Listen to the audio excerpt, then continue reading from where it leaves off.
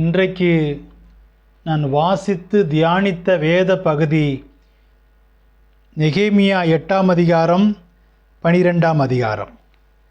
இதிலிருந்து ஒரு leadership quality எப்படி இருக்க வேண்டும் என்பதை நான் தியானித்தேன்.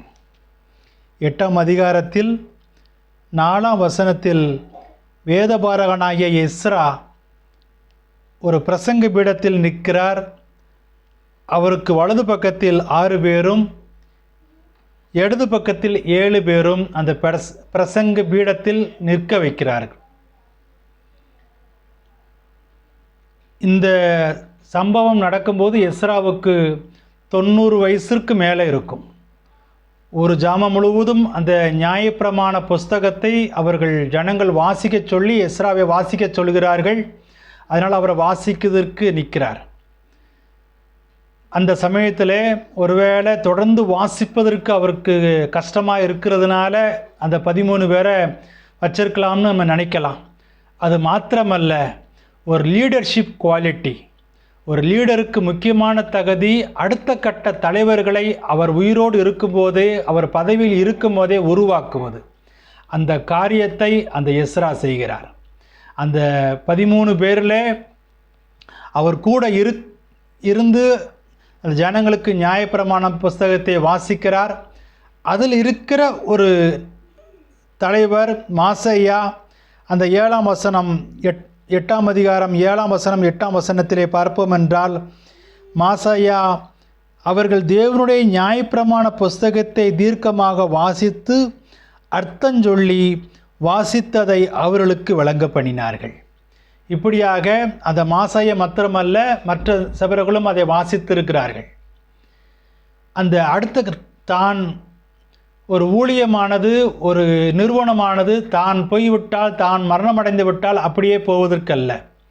தான் உயிரோடு இருக்கக்கூடிய காலத்திலே அடுத்த கட்ட தலைவர்களை உருவாக்கி அவர்களை ஜனங்களோடு பழக வைப்பது. அந்த பண்பு அந்த எஸ்ராவிடம் இருந்தது.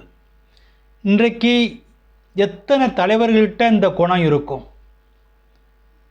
மேக்சிமம் பாஸ்டர்ஸ் அவங்க பிள்ளைங்களை தான் அவங்க சபையில் முன்னால் நிப்பாத்துறாங்க. அதுக்கு அவங்க ஒர்த்தாக இருக்கிறாங்களோ, அது தகுதி இருக்கோ இல்லையோ, சபையில் இருக்கிற மற்ற வாலிபர்களாக இருக்கட்டும், மற்ற யாரையும் அவங்கள என்கரேஜ் பண்ணி அவங்களுடைய திறமைகள் இருந்தாலும் அவங்கள மட்டம் தட்ட தான் செய்கிறாங்க. இப்படிப்பட்டதான ஒரு எஸ்ராவை போல தகுதியுடையவர்களை வைத்து அடுத்த கட்ட தலைவர்களை உருவாக்கக்கூடிய ஒரு நபர்கள் இன்றைக்கு வேண்டும். அடுத்ததாக நெகேமியா 12ஆம் அதிகாரத்திலே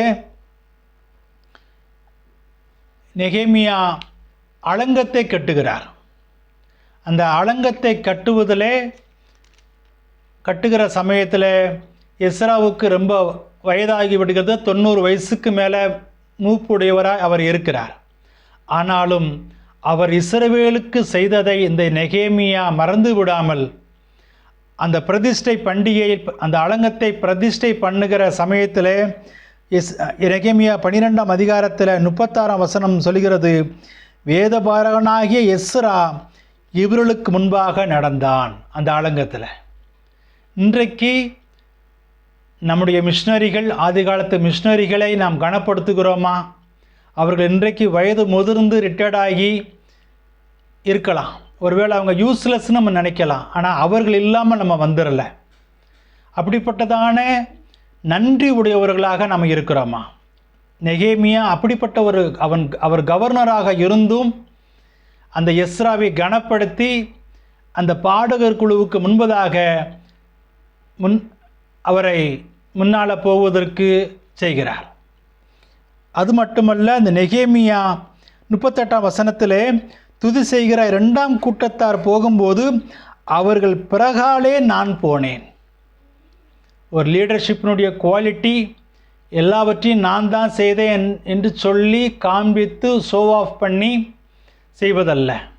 எல்லாவற்றையும் செய்து அதற்கு பாத்திரமானவர்களை முன்னாலே நிறுத்தி அவர்களுக்கு மக்களுடைய அங்கீகரிப்பு கிடைக்க செய்து பின்னால் பேக் சப்போர்ட்டாக நம்ம இருக்கிறது தான். அந்த பண்பு நெகேமியாவிட்டும் இருக்கிறது, எஸ்ராவிட்டும் இருக்கிறது. நம்முடைய திருச்சபைகளிலும் நிர்வாகங்களிலும் அரசாங்கத்திலையும் அரசியலிலும் இப்படிப்பட்ட தலைவர்கள் உருவாக வேண்டும் என்று நாம் ஜெபிப்போம். ஆமென்.